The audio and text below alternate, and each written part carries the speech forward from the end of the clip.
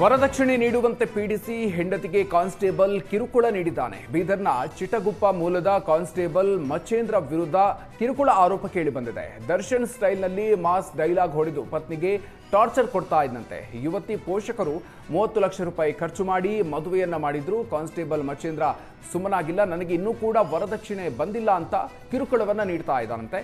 ಬೆಂಗಳೂರಿನ ಮೈಕೋ ಲೇಔಟ್ನಲ್ಲಿ ಮಚೇಂದ್ರ ಕೆಲಸ ಮಾಡ್ತಾ ಇದ್ದ. 19 ತಿಂಗಳಿನಿಂದ ಬೆಂಗಳೂರಿನಲ್ಲಿ ಇಬ್ರು ಸಂಸಾರವನ್ನ ಮಾಡಿದ್ರು.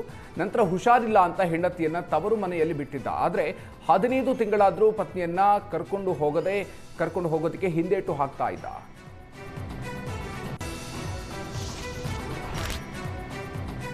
ಕಾಸರಗೋಡನ್ನ ಕರ್ನಾಟಕಕ್ಕೆ ಸೇರಿಸಬೇಕು ಅಂತ ಆಗ್ರಹಿಸಿ ಕನ್ನಡಪರ ಹೋರಾಟಗಾರ ವಾಟಾಳ್ ನಾಗರಾಜ್ ಬಣ ಪ್ರತಿಭಟನೆಯನ್ನ ನಡೆಸಿದೆ.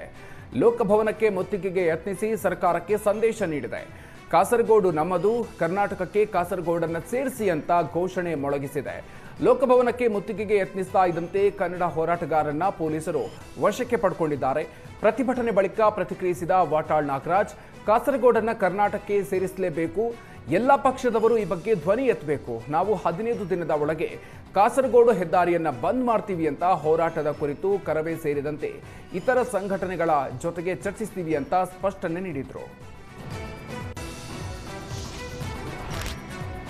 ಹಾವೇರಿಯಲ್ಲಿ ಬಾರ್ ಅಂಗಡಿ ಲೈಸೆನ್ಸ್ ಕೊಡಿಸೋದಾಗಿ ಲಕ್ಷಾಂತರ ರೂಪಾಯಿ ವಂಚನೆ ಮಾಡಿರುವ ಪ್ರಕರಣ ಬೆಳಕಿಗೆ ಬಂದಿದೆ. ಲೈಸೆನ್ಸ್ ಕೊಡಿಸೋದಾಗಿ ನಂಬಿಸಿ ರಾಣೆಬೆನ್ನೂರಿನ ಚಳಗೇರಿ ನಿವಾಸಿ ಸುರೇಶ್ ಜಾಧವ್ ಅನ್ನೋರಿಗೆ 69 ಲಕ್ಷ ರೂಪಾಯಿ ವಂಚಿಸಲಾಗಿದೆ.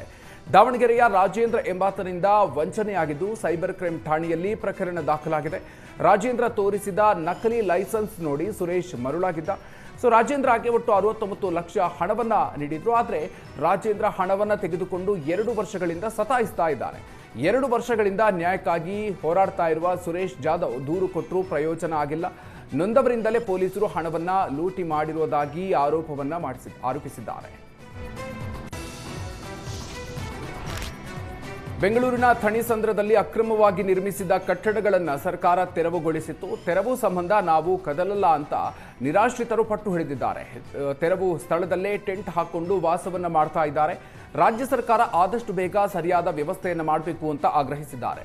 ಕೆಲವು ನಿರಾಶ್ರಿತರು ಕುಟುಂಬಸ್ಥರ ಮನೆಗಳಲ್ಲಿ ಆಶ್ರಯವನ್ನ ಪಡೆದರೆ, ಇನ್ನು ಕೆಲವರು ಚಳಿಯ ನಡುವೆಯೂ ತೆರವು ಸ್ಥಳದಲ್ಲೇ ವಾಸ ಮಾಡ್ತಾ ಇದ್ದಾರೆ. ಕೂಡಲೇ ನಮಗೆ ಪರ್ಯಾಯ ವ್ಯವಸ್ಥೆಯನ್ನ ಮಾಡಿ ಅಂತ ಮನವಿಯನ್ನ ಮಾಡಿಕೊಂಡಿದ್ದಾರೆ.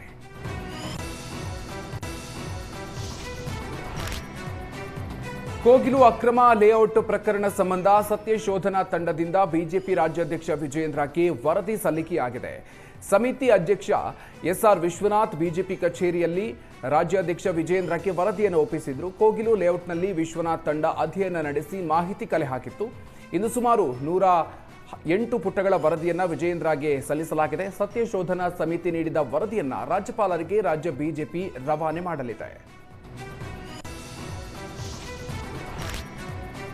ಬೆಂಗಳೂರಿನ ಹಲವೆಡೆ ಅಕ್ರಮ ಬಾಂಗ್ಲಾ ನಿವಾಸಿಗಳು ತಂಗಿದ್ದಾರೆ ಅನ್ನೋ ಆರೋಪ ಕೇಳಿ ಬರ್ತಾ ಇದೆ. ಇದಕ್ಕೆ ಪುಷ್ಟಿ ನೀಡುವಂತೆ ಸಂಜಯನಗರದಲ್ಲಿ 4 ಆಟೋಗಳು ಅನುಮಾನ ಹುಟ್ಟುಹಾಕಿದೆ. 4 ಚಾಲಕರು ಆಟೋಗಳಲ್ಲಿ ಕಸ, ಪ್ಲಾಸ್ಟಿಕ್ ಮಾರಾಟದಲ್ಲಿ ತೊಡಗಿದ್ರು. ಯಾವುದೇ ದಾಖಲೆಗಳು ಇಲ್ಲದೆ ಆಟೋ ಓಡಾಡ್ತಾ ಇದ್ವು. ಸ್ಥಳೀಯರು ಪ್ರಶ್ನೆ ಮಾಡಿದಾಗ ಚಾಲಕರು ಪಶ್ಚಿಮ ಬಂಗಾಳದವರು ಅಂತ ಹೇಳಿದ್ದಾರೆ. ಅನುಮಾನಗೊಂಡ ಮೇಲೆ 4 ಆಟೋಗಳನ್ನು ಪೊಲೀಸರು ವಶಕ್ಕೆ ಪಡೆದು ಪರಿಶೀಲನೆ ನಡೆಸ್ತಾ ಇದ್ದಾರೆ.